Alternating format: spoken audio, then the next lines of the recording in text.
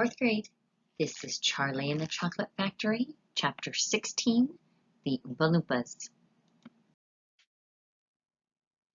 I'm reading from the Puffin Book edition from 1964, and the illustration copyright is 1973. Chapter 16, The Oompa Loompas. Oompa Loompas? Everyone said at once. Oompa Loompas? Imported directly from Loompa Land, said Mr. Wonka proudly. There is no such place, said Mrs. Salt. Excuse me, my dear lady, but Mr. Wonka, cried Mrs. Salt, I am a teacher of geography. Then you'll know all about it, said Mr. Wonka. And oh, what a terrible country it is.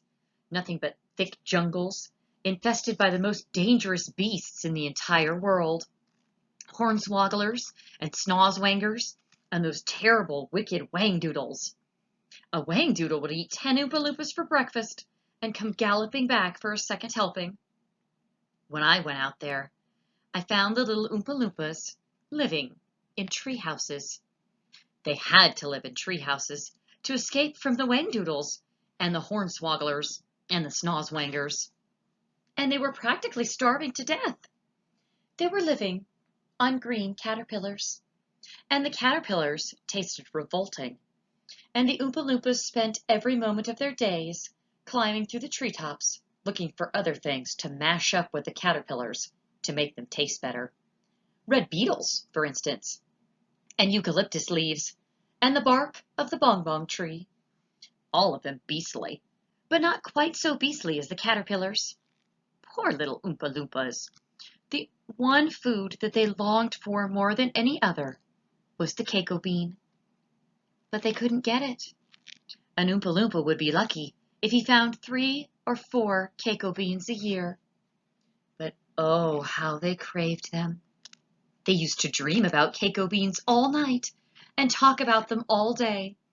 You only had to mention the word Keiko to an Oompa Loompa, and he would start dribbling at the mouth. The Keiko bean, Mr. Wonka continued, which grows on the Keiko tree, happens to be the thing from which all chocolate is made. You can't make chocolate without the Keiko bean. The Keiko bean is chocolate. I myself use billions of Keiko beans every week in this factory. And so, my dear children, as I soon discovered that the Oompa Loompas were crazy for this particular food, I climbed up into their treehouse village and poked my head through the door of the treehouse belonging to the leader of the tribe. The poor little fellow, looking thin and starved, was sitting there trying to eat a bowl full of mashed up green caterpillars without being sick.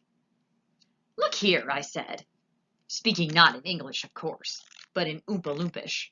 Look here, if you and all your people will come back to my country and live in my factory, you can have all the Keiko beans you want. I've got mountains of them in my storehouses. You can have Keiko beans for every meal.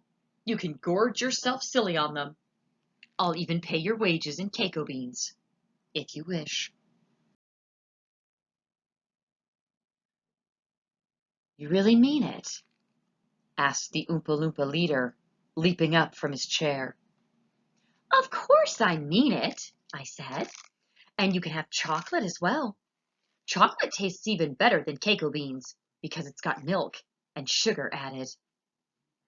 The little man gave a great whoop of joy and threw his bowl of mashed caterpillars right out the treehouse window. It's a deal, he cried. Come on, let's go. So I shipped them all over here. Every man, woman, and child in the Oompa Loompa tribe. It was easy. I smuggled them over in large packing crates with holes in them, and they all got here safely. They are wonderful workers. They all speak English now, and they love dancing and music. They're always making up songs.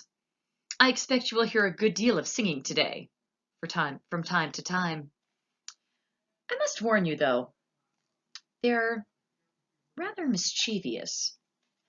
They like jokes.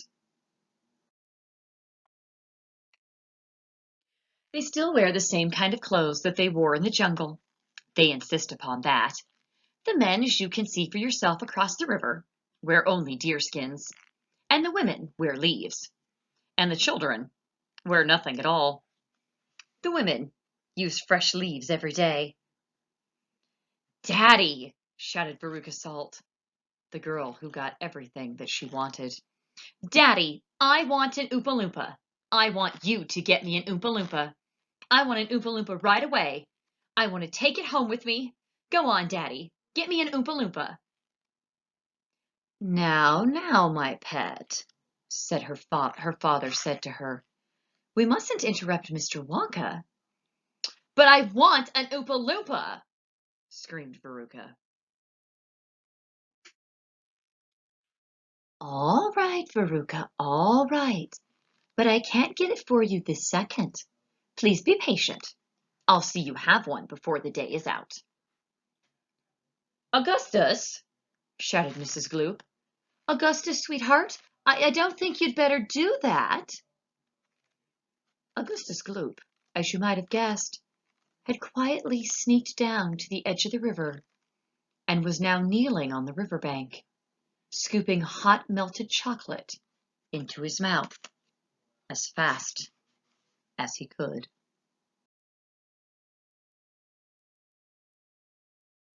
And that's the end of chapter 16, chapter 17 to come. Bye.